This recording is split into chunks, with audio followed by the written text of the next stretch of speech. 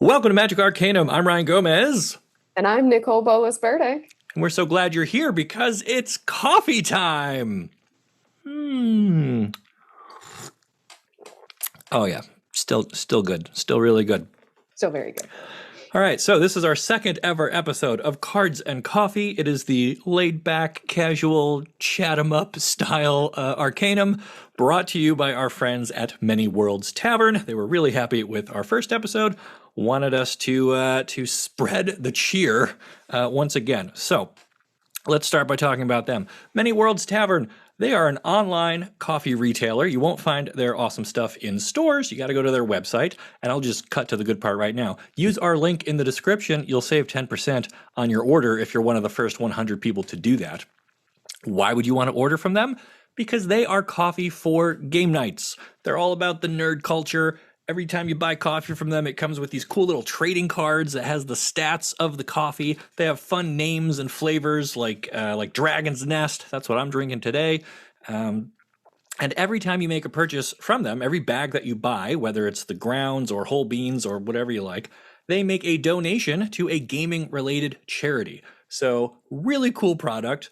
It's thematic. It fits with like the whole thing. If you're getting together with your buddies and doing a little D&D night or something, or waking up early to play test your new Magic deck, you want to have a pot of this stuff brewing there because it's going to make the whole experience just way better, I feel.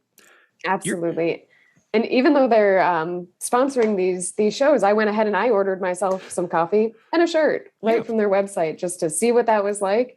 And there was a wonderful message at the end of the order that let me know exactly where that donation was going, which charity it was going to, and exactly how much of that was happening. So, even though you might be buying coffee for you, your friend, or somebody else, they sort of give you that good feel, and you always know where it's going to go at the end. That's a really good point. I'm glad you brought that up because I saw in the comments of our first episode, a lot of people said they liked the idea of the sponsor. They want to support the show. They don't drink coffee themselves, though. They felt kind of awkward about it. Buy it for someone else in your life. It makes a really great gift. If you don't drink it yourself, someone you know probably does.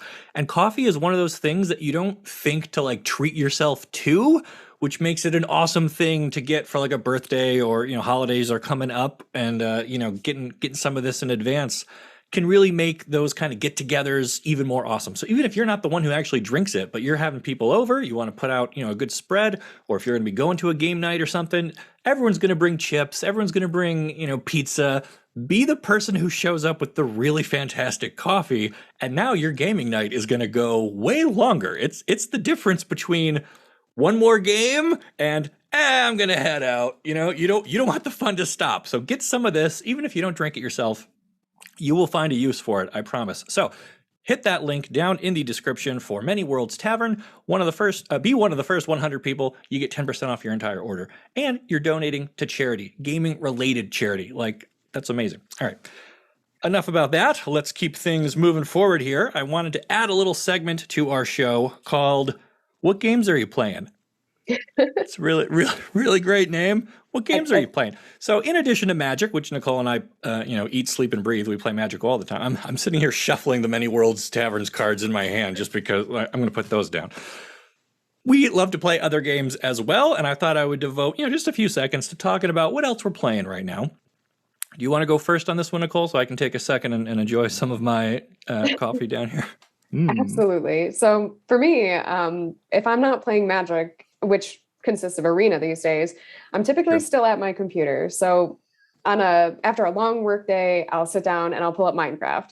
I will go crazy building houses. My favorite part is directly replicating the in-game villages. So I make replications of it, or I'll pull up Factorio if I've got brain power left to sort out some automation and get some just crazy huge factories going and seeing how quickly you can make all of the components and then all of the stuff. And eventually you can send some fish into space. Who doesn't love to do that? Just like tuna in a rocket? Like what? How do you send fish into space? Well, you quite literally put fish in the rocket and you send them to space. And for anybody out there who's a super big, longtime gaming nerd, you will understand some of what's happening there with the thanks for all the fish. So So, long as that. Okay, yes, it's a you dolphin can thing. send fish into space and it gives you that cute little message I get it. accompanied by some other stuff. So, I don't want to Okay. spoil the end of the game for you. Well, I'll have to check that one out. All right. So I kind of have the opposite approach to things. I spend a lot of my time on the computer writing scripts, editing videos, making Arcanum happen. So at the end of my day, I like to sit down with my family and do tabletop stuff. I've got a wife and a 5-year-old, so I'm always looking for fun family kind of games. And the one that we are obsessed with right now is called Animal Upon Animal. It is a stacking game, kind of like reverse Jenga. Instead of taking the tower apart, you have to build it, right? So each player gets these beautiful little wooden creatures, and they all have little ridges and bumps to them that make them kind of interlocked with fun geometry. And my 5-year-old can do it, and everyone can like do it. And it's super cool. And you kind of build up this little tower of animals, and you want to get rid of all your pieces before the thing topples over and falls. So that's a really cool one. It's great just for every age, every setting. I mean, it makes a fun drinking game if you're into that scene. If as your dexterity and hand-eye coordination starts to go down, the game difficulty ramps up. So it has a neat little thing there. But if you're just sitting out with kids or grandma, whatever, the next time you get together and you're looking for something, you can find this one online. It's pretty inexpensive. It comes in a nice little box there. Easy to throw in your book bag and bring to your next gathering and play Animal Upon Animal. I love it. Can't say enough good stuff about it. So check that one out. Okay, so that brings us back to Magic, our main game of choice here. And today we are looking at Midnight Hunt. And we kind of wanted to talk a little bit about what is Midnight Hunt? Where are we? What is going on here? And what did the cards kind of tell us about what's happening? I think a lot of players started with the Dungeons and Dragons set that we just had. Maybe you just discovered the show. Maybe you typed in Magic the Gathering and somehow, thank Heliod, you landed on us, and now here you are. Welcome to the show. If that was your first introduction to the game, and then you heard people say, hey, there's a new set coming out, you should get some cards from that, and you compare them side by side, you might recognize this doesn't look like that D&D set. Or if you started playing before that, Kaldheim, Strixhaven, any of the other stuff, it doesn't look like the Harry Potter set. It doesn't look like the Thor set. This is its own whole thing. So in Magic, 4 times a year, we get major set releases that take us to a new plane. And so in Magic, all these individual worlds exist separate from one another, and each of these planes has its own identity, their own creatures, their own settings, their own stuff happening there, right? And so we are going to Innistrad, which is a gothic horror plane where I love to say it's basically Halloween every day. So there's tons of vampires and zombies and werewolves and all the kind of creepy stuff that goes bump in the night. And the humans who live there are like constantly putting up with that stuff. Okay, so like every night for them is the worst night of their life until they die, and then they become a spirit and they haunt somebody else, and it's that person's worst night of their life. So it just kind of keeps perpetuating, which is a really cool setting for like a magic, storytelling, and for having all those creature cards all battling it out, all sorts of cool stuff you can do in that environment. It is one of the most popular planes ever, and this is our 3rd time going there within the, 25, almost 30 years worth of history of the game now. We've been there 3 times. That's kind of a lot. Not the record, but it's getting up there. So Innistrad's very popular. Midnight Hunt, specifically, is focused on the werewolf tribe, right? They are the main part of our story on this journey, and I'm going to talk more about the story in a different video when we cover what's happening in Midnight Hunt. For today, we're going to kind of dance around some parts of it because the story is still ongoing. And as we learn more, we'll share that with you. But today, we're just looking mostly at the werewolves and some other stuff. So, with all of that said, the full set list has been available for a couple of days now. Nicole and I have looked it over. And my question for you, my friend, is, does this feel like the werewolf set? It definitely feels like Innistrad, which in and of itself, like you said, werewolves just kind of come with the territory. But as far as does this feel like the werewolf set?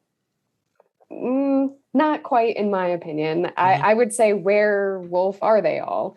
There's a lot of creepy things. I've murdered Ryan, very Innistrad themed, and I sense that there's something going on here, but there's a lot of the story has to do with vampires, which is totally fine. Innistrad, it's a thing. It's coming up. It's something that has to happen.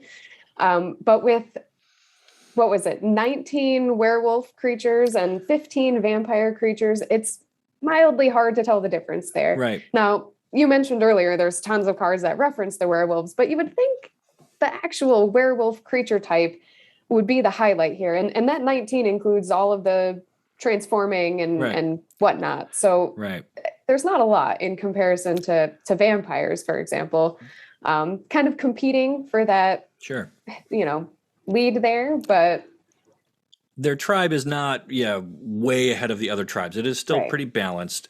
There are some cards that are not werewolves that do look for werewolves, like Silver Bolt and some stuff like that cares about werewolves. Arlen Cord, the Planeswalker, is a werewolf. She's kind of the main character for this part of the story. Her antagonist is Tollivar. He's a werewolf. So you have kind of some wolf on wolf infighting there. But if you're just thumbing through it, if you're looking at a booster pack, I don't think you're gonna be like, wow, this is clearly a werewolf set. Look at all these werewolves. So I get it. It's almost like how Ikoria was the big monster set, and you're like, it's mostly small things that mutate, and it's not a lot of big monsters, but you get it. That's a great comparison. So that's kind of where we're at. Still a cool looking set, and if you love werewolves, there's going to be lots of neat stuff in here. They got the new day-bound, night-bound mechanic. Well, it's not new. I mean, it's the same idea, right? After a turn with no spells, it becomes night, and they transform. And then if 2 or more spells happen, it becomes day, and they flip back. The difference now is that they will all stay in sync for both, for both you and your opponent.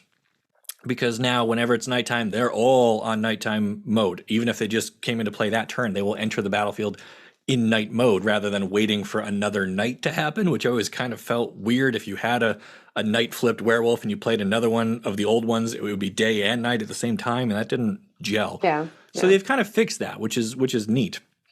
So I like how they cleaned up the werewolf mechanical identity, but you and I also noticed that the vampires are starting to get kind of their own mechanical space here. And as somebody who plays vampire decks, you used it in our Battle for the Cube. That was your tribe. Those are your friends. So what did you notice happening in the vampire space? I think what I noticed is that it spoke to my favorite part about vampires, which was, when you hit the opponent, something good happens to you. And in my deck, I ran Savage Gorger, which was a very pivotal part of that deck. If I couldn't get a Savage Gorger out, it was pretty difficult for me to quickly gain the lead or to stay in the lead. And what that is when damage is dealt to the opponent, for Savage Gorger in particular, it's add a 1/1 counter to that creature. But they decided to take that a little bit further here, and there's so many different things that happen when you deal damage to the opponent, and usually it's beneficial to you. There are some other cards that have touched on it in the past, but I mean, they really hit home with it in this one. Yeah, you mentioned in the past, and I remember the spectacle mechanic, right, that the Rakdos Guild had back in Ravnica Allegiance. It's kind of the same idea. If an opponent lost life, this could be cheaper to cast or has an extra effect or something, and so now the vampires are looking for that same kind of trigger, right? If an opponent lost life, when I show up, you get an extra thing on top of that. So they really encourage getting in there and being bloodthirsty in that way, and I think that's really cool, and I like to see where this is going. I think in the next set, which is the vampire set, in the same way this is the werewolf set, Crimson Vow, when that comes out, I think we'll see that kind of expanded on, and we'll get some more both enablers and then rewards for getting that crucial, even if it's just 1 tick of damage, that's enough to make all your stuff better. So I'm really curious to see where that goes. And now that you mention it, what if with the vampire set it goes opposite? I'm not sure that we've seen anything kind of like that, where if damage is dealt to the opponent, like something else happens, or something maybe not as beneficial, where they're encouraging you to kill the creatures as opposed to attack the opponent. I mean, might be thematic if they have to fight werewolves or something, kill all the creatures, get some benefits. I don't know that we've seen anything like that, but so that could be, yeah, okay. So like feeding, yeah, like if a creature dies. I mean, there are a few vampires that like look for if stuff died this turn, but yeah, that could be another interesting twist on it. So we'll have to see what happens. As always, you guys let us know in the comments what you think the vampires are going to be up to in the next set, and let us know if you think that this is truly a werewolf set here, Midnight Hunt.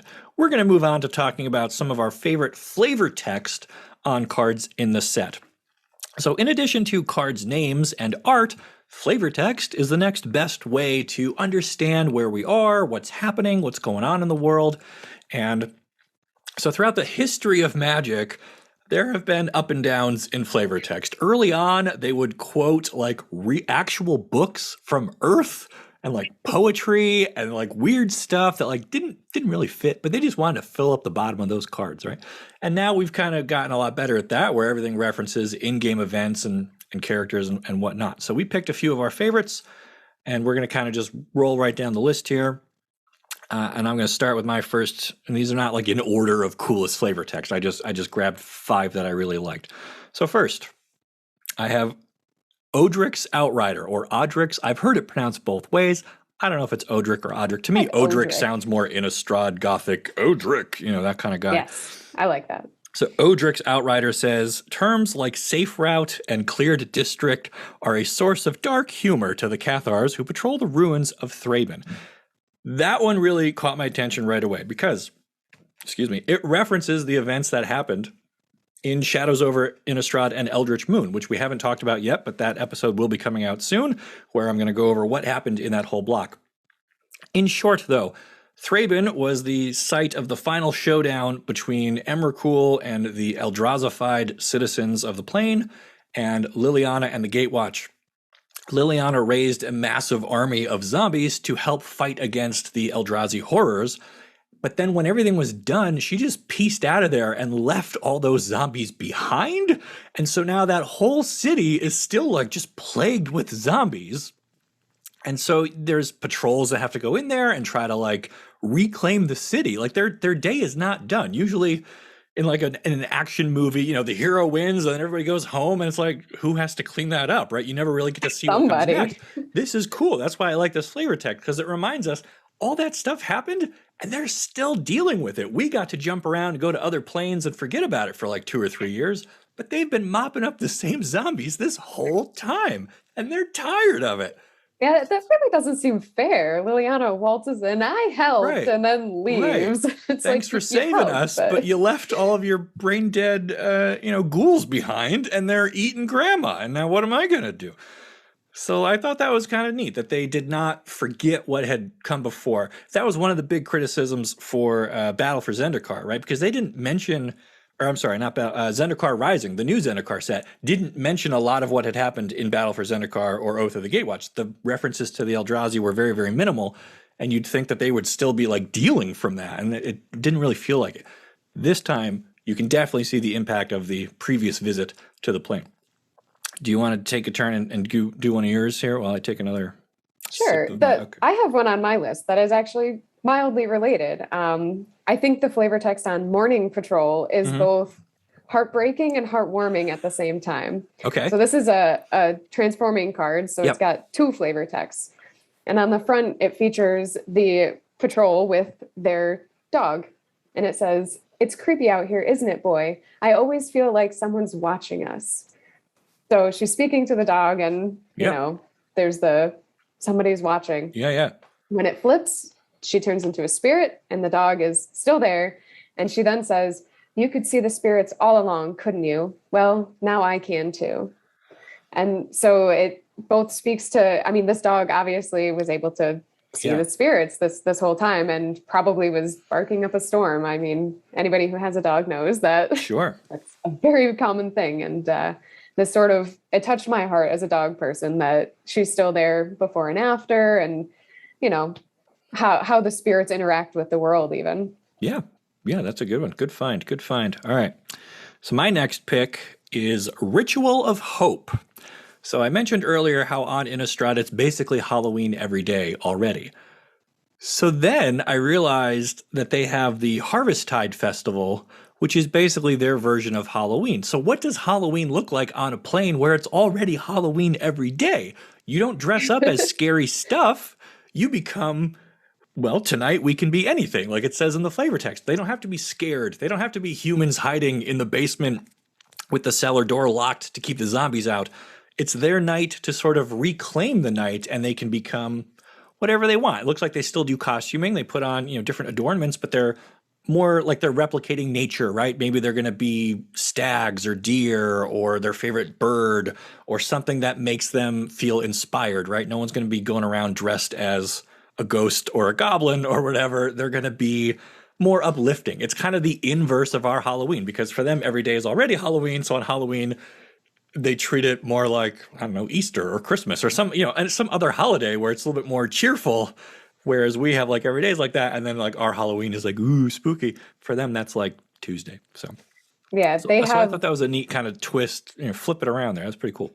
Absolutely. There's a lot of that positivity, that party sort of feeling, and they're, setting fire to effigies even to scare away the scary things. They don't want more scary things. Right. They want fewer scary things, right. Which ties into one of the flavor texts that I just couldn't get over. Very similar on Join the Dance, where we see some of that dancing, that celebration, the nature, and one of the burning effigies in the background, which I believe is a wolf or a werewolf, which makes a lot of sense here. See another reference to werewolves, Nicole, because this is the werewolf set. You see, it was in there. I mean, maybe I missed a bunch. I want the type, the creature type. I know what you want. I know. All right. The flavor text on Join the Dance reads, "We can go into the dark hand in hand or alone. I know which I prefer." And in the art, they're reaching out to you with, extending a hand with a very large smile on their face, implying, obviously, hand in hand is the way they'd like to go because it's safer. It is just safer. Do you think they still have the powdered donuts and candied apples and like all that stuff at Harvesttide? Like we would have. I mean, how could you not, right? I mean, the apples and the donuts cider, and you got to have the whole fall thing. All right, it's fun. That seems like something they would include. Maybe not. If Strixhaven can have pizza at like orientation, I think these guys get to have cider and donut holes too. Right? That seems only fair. Absolutely. My next pick for favorite flavor text comes from falconrath Perforator, which is a great name. Like it immediately tells you what they do. And it says, "Lady Angie sends her regards. I'll carve the rest of her message into your skin," which is whatever. But Lady Angie is a character who lives on Innistrad. It's another vampire, but she wasn't really part, as far as I can remember, wasn't part of any of the stories up till the time we're recording this. Now watch, she's going to show up in like this week's weekly chapter or whatever. I'm going to be... She was created for one of the commander products. So there is already a legendary card for her, but we haven't seen her actually do anything or show up anywhere in the story. So to see her get referenced now in a standard set kind of helps tie those things together. And I like that. I do not like when they create cards just for commander and then forget about them and we never hear about those people again. It is always nice to see them get worked into the narrative. It makes the whole world feel more cohesive. Things matter. Characters kind of come back into our lives over time. And so that was like a cool one for me to be like, I recognize that name. Haven't really seen them do anything in the story yet, but this is their first step into Innistrad. Even though we've already got their card from a different product, now they're part of the family. And when I say family, so on Innistrad, there are multiple vampire families. You might recognize the name Soren Markov. He has the Markov bloodline. There's Olivia Voldaren and the Voldaren bloodline of vampires. And Angie is part of the falconraths, which are a bit more aggressive and bloodthirsty, and they're kind of like the bad boys among vampires. Not so much refined and aristocratic as the other tribes might be. They're kind of on the fringe there. And so I thought it was fun to have her quote attached to this one that really painted a good picture for her and the rest of her vampire family line. So that was my pick. I'm excited to hear and hopefully see more of the Falconrath family, just because, like you said, they are way more intense. They've got the perforators, the pit fighters, and they're very... They'll mess you up, man. They're intense. They remind you that vampires are still terrifying and that you should be afraid of them. Definitely. And a really bad segue, another thing to be afraid of is open windows, um, which leads wonderfully into the next flavor that I enjoy on the card, defenestrate, which I had to look up because it has been so long since I have heard that word. I was like, did they really name a card that? So defenestrate is the word for throwing someone out the window or exiting a window with force. Yes. And not necessarily by choice. Yeah. Not by usually not by choice. And the art on this card shows exactly that. The flavor, which is amazing, states, the chaplain would perhaps have found some small comfort had he known that the replacement window would be named in his honor.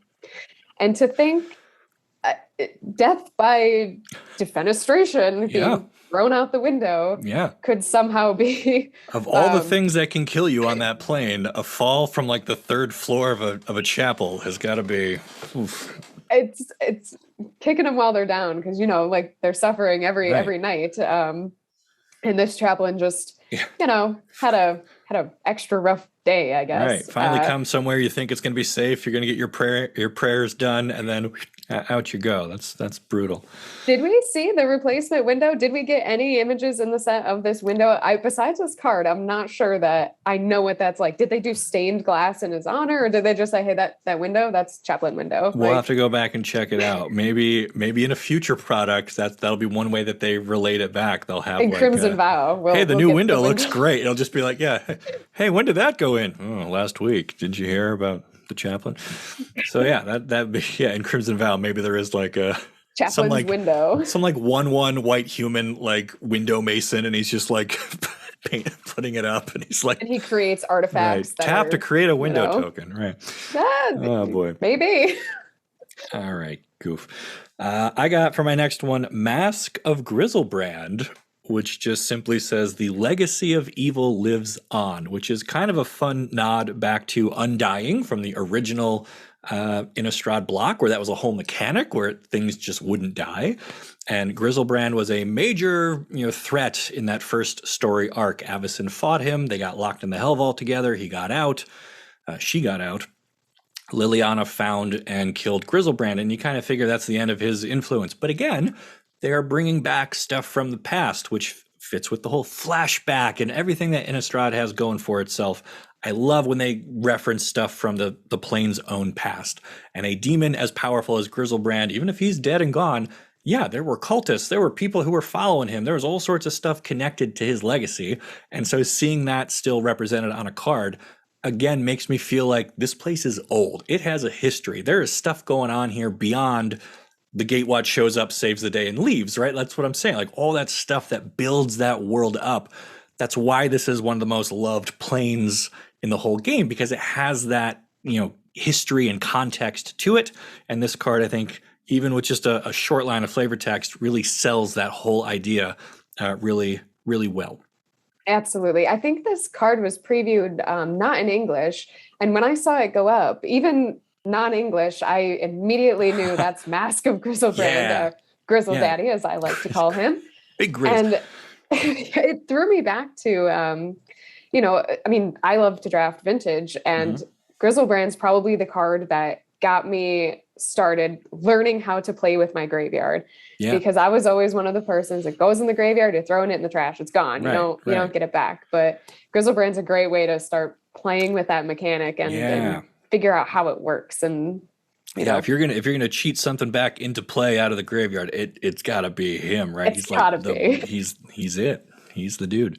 Cheat him into the graveyard, cheat him back out of the graveyard. Just you feel like a demon whenever you do that loop. Yes. It's great. It's great. All right. What's your next card on the list? My next one has to be related. I mean, we'll find other ways to make it related, but the flavor text on Eaten Alive is so flavorfully zombie horror movie that I could not include it. And the flavor reads, if you hear a groaning noise in the cellar, don't investigate. Don't split up. Just lock the door and barricade it. And that was said by Emily, guard captain. This is a quote on this one. Yep. And if I had $1 for every time this was said to the youngins in the horror movie, just barricade it. Yeah. Don't enter. Don't go in. Don't do anything. I mean, we'd all be rich at this point. Do they ever listen? No, they never do. But that's why the flavor text is here. It's kind of a throwback to that zombie horror thing that no one ever listens to, but we're going to put it here anyway to give you a little smirk out of it, I guess. Exactly. It also references one of the crucial strategic pieces of advice you can give an adventuring party in Dungeons and Dragons, which is never split the party, right? Never. They'll always try to craft it so you're like, oh, 2 go this way, 2 go that way. We'll meet up in the... Don't do that. That's how you get deaded. So the fact that they're like, don't split up, literally, it's true in D&D. It's true here on Innistrad. Everywhere you go, don't ever split up. Ever. You'll end up dead. All right, so I got one more on my list here that I want to talk about, and that is Vampireinterloper, which is a reprint, actually. And so he has different flavor text between the 2 printings. I thought that was kind of neat. His newest version tells us that the Voldaren have begun demanding blood offerings from the villagers in their territory. Their agents arrive from the sky to collect these ceremonial bowls in eerie silence. Right, so just that's creepy AF.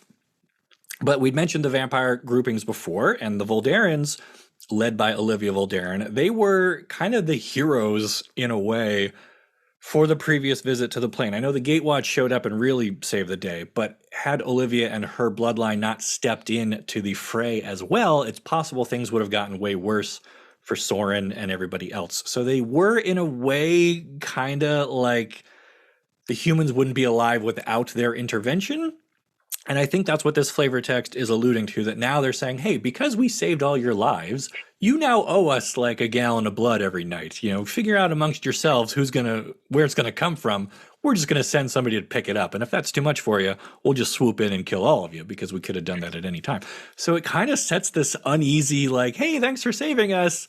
Oh, but now we have to like pay for that for the rest of our lives. And every day on Innistrad is the worst day ever. So I thought that was kind of neat, and I like what this little card is telling us. I love that it's a reprint that has a different context to it this time around, and again, goes back to how I love how this set pays tribute to what came before it and continues those ongoing story threads that otherwise would have just got dropped or cut or whatever. So that's my last pick for favorite flavor texts. Do you think they actually collect it with bowls? I feel like that's a good way to make a mess. Like maybe some sort of lidded container. I mean, it's a ceremonial bowl, so it could have like a top or you ever eat at Melting Pot where they bring out like the all right. The fondue, it has like the screw-on lid or whatever, so like it doesn't spill and burn a child. So maybe it's like that. Maybe it's like a ceremonial bowl with like a screw-on top, and they have to fill it, and then they bring it back home in like a little Pokeball. I could see that. A little Pokeball. Yeah. The farmer today. The farmer. Speaking of farmers, your last card is a farmer, if I remember correctly. Absolutely. And I'm hoping that you have this card up here, because without the image, this one might be a miss. But the flavor on Eccentric Farmer states, careful now, don't want to get the seeds stuck to your feelers like last time, which is just amazing. It is adorable. This, eccentric farmer is who's feeding like a horrible centipede creature or something, right? Little pumpkin. He's holding a pumpkin. Buddy. Like, here you go. And it's, I think the whole body curls around the left and bottom side of the art. And then, the little farmer's got a pumpkin and a little pumpkin patch in the back. Like, this is just Tuesday where you feed Frank and Frank the centipede. There Frank you go. The centipede who might keep you safe from the werewolves. And I mean, maybe that's the better deal, is the creepy crawlies are so terrifying that they keep the other stuff away. Yeah, I wouldn't mess with them at all. I wouldn't go anywhere near a farm that had one of those on its property whatsoever, even as a werewolf. Right. Even a dead buried one on the property is still probably a threat. I wouldn't go near. I think Innistrad is a super cool place. I would not want to live there. No. Not for a minute. I wouldn't even want to visit. If I was a planeswalker, skip right over that place. I'll go almost anywhere else. Maybe hit Harvest Tide for the donuts, but I mean, I can stop in, do some bobbing for apples, cider, and coffee. Get some Many Worlds Tavern. I mean, Many Worlds Tavern probably has like a setup on every plane. They would have to because Yeah. they're in Many Worlds. So there must be a Yeah. Many Worlds Tavern, not online because Innistrad doesn't have the internet or at least Wi-Fi probably. That's why So we have to order online because they're correct. You got to order it, bring it with you. Okay. in the multiverse. Yeah.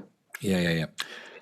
Any other cards you want to talk about here? My cup is pretty much empty, so we're going to start wrapping up soon. But did you have anything else about this set that you wanted to discuss? I have to say that Innistrad's probably one of my favorite places to go. It's my favorite block of sets to draft, and Ooh, yeah. the art is always stunning. And this set is no different. I think talk about one of my favorite arts, I suppose. They just posted a high-res version of it on Twitter yesterday of Flesh Taker, which is just stunningly laid out. It is extremely creepy, and it definitely gives you that sort of looming danger, what the heck is happening type vibe. Like you just want to back away from the art and you want to take 10 steps back and sort of evaluate, is that on top of a okay. And you have that feeling of it's second unsettling. thought. Yeah. It gets the longer you look at it, the more like your skin starts to crawl. So that is a good one. That is some creepy art. Counterpoint, Croaking Counterpart is great art too for an entirely different reason. It feels like it almost doesn't fit, but at the same time, it's a slam dunk fit for this plane somehow. I don't know how this one walks that line, but it's cool. We love the frog. He's great. And the frog was a recurring thing in the art. We may not have included a ton of the flavor text here, but there's little frogs in a lot of these. Yeah. I think one of our patrons brought up all of the geese that have come up in this set. Yeah, so the griffs, the birds, yeah. Well, goose head. Goose, so. yeah. Nicole loves the goose, so extra chaos being tossed into Innistrad as if Innistrad needed more chaos. Here comes the goose, and here comes the goose. Here comes the frog. Here comes the zombie bird is like a really good one too. That one's creepy. I don't know about that one. It's very intense. So there are a lot of great cards here. We, of course, want to hear your favorites. So let us know down in the comments. Join the conversation. What card are you most excited to crack in that first pack of Midnight Hunt? And do you think that the whole pack is werewolf-ish enough for you? Let us know about that, too. Then make sure you visit Many Worlds Tavern. We're super excited to keep working with them. We want to keep this going. That only happens if you go check them out, buy some stuff. They got the coffee, they got the t-shirts, they got some stickers, they got some other stuff. But really, it's all about the coffee. Even if you don't drink it, give it to someone in your life who does. Spread some cheer. You'll be helping a charity. You'll be helping your friends, your family, everybody. Just, do it. And you'll be helping support the show, which we appreciate as well. I think that's it for us for this time. We hope you enjoyed watching Cards and Coffee. We'll be back probably in a couple weeks to do another one. Once the set is out, we've got a chance to play with it. Got to play some other games too. We'll come back and we'll do this all over again. But it's been a lot of fun. So make sure you like this video and subscribe to the channel so you don't miss the great stories you'll only find on Magic Arcanum. We'll see ya.